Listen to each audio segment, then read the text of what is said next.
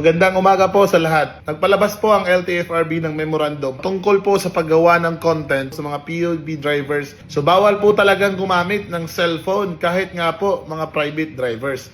Kasi kapag nagmamaneho tayo, according po sa Republic Act 10913 o Anti-Distracted Driving Act, bawal po tayong mag-text, bawal po tayo receive ng calls, bawal po tayo magtingin or mag-watch ng movies or videos.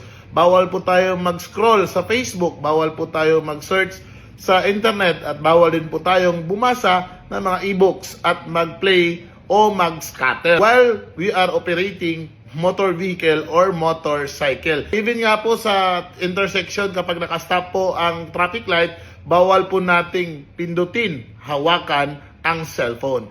Under po yan sa Republic Act 10913 o Anti-Distracted Driving Act na may first offense na 5,000, second offense na 10,000, third offense na 15,000, at fourth offense na 20,000.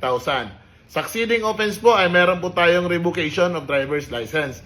So paalala po sa lahat ng mga content creators, mga riders, drivers o PUB drivers, pwede po tayong mahuli ng anti-distracted driving. May mga exemption circumstances naman po kapag merong mga emergency calls, like may nakita kayong na-aksidente sa kalsada o may sunog or any other emergency, gumilid lang po kayo, mag-park para safe bago kayo tumawag. Drive safely po mga kapatid, Sir Marvs!